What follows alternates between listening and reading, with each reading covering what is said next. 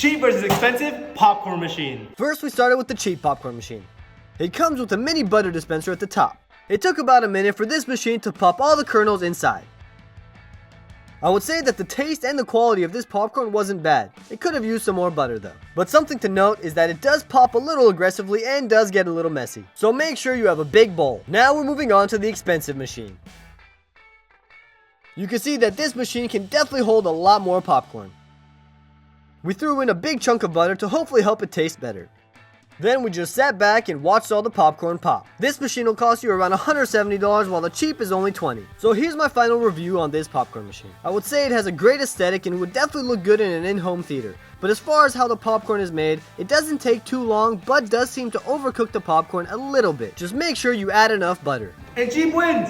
Cheap versus expensive ice cream makers. So we first started with making the ice cream mix for both ice cream makers.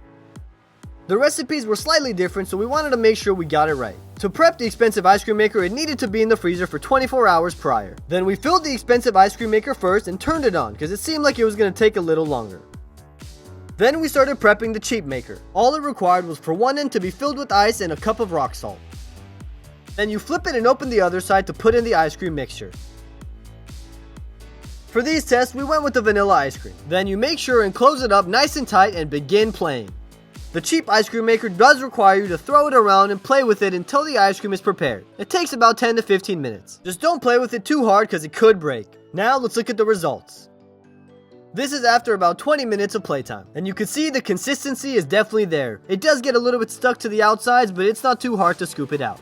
And it seemed like even after about 30 minutes of runtime for the expensive ice cream maker, the ice cream was too liquidy. As far as taste, they were both pretty similar, but the expensive ice cream maker just couldn't get that consistency right. So overall, if you want to make sure you get the most consistent ice cream every time you make it, then go with the cheap. And cheap wins. Cheap versus expensive lotions. We started with applying the lotions on the dry areas of each of his hands, to see if there's any noticeable difference shortly after applying.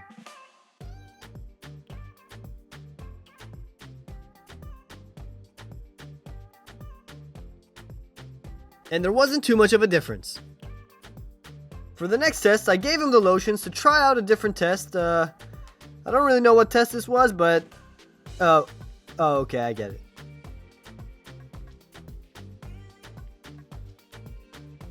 And I think he gave this one an 8 out of 10. I don't think he realized that we needed to test the expensive too, so... And here's what he decided. Expensive wins. Cheap versus expensive selfie sticks. We started with a little earthquake simulation to test out the stability on the tripods. And they both actually held up pretty well. Then we moved on to a mobility test. We were moving them around pretty wildly in every direction. Although I would say that the cheap selfie stick did feel a little more flimsy, I would say that they both held up pretty well and did the job just fine. The cheap stick measured just above 27 inches while the expensive measured 33.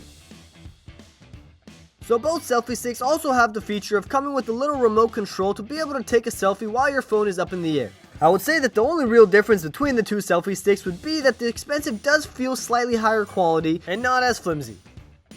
So overall, I would say that since the expensive is going to run you about $27 while the cheap is only going to cost you $9, I don't think there's a big enough difference to go with the expensive option. And it's a tie. Cheap versus expensive tea kettles. First, we're testing which kettle can boil the water faster. After about 5 minutes, the water in the expensive kettle started to boil. And just after the 8-minute mark is when the cheap started to boil. After touching the handles on both kettles, they both seem to not conduct too much heat and they're both pretty comfortable to hold. One thing I did notice is that the expensive kettle does have a more effective way to open the little front nozzle. Also, I like the material. It's like a matte black finish. The way to open and close the nozzle for the cheap kettle does seem a little ineffective because it does seem like there will be some splash on your hand. And expensive wins.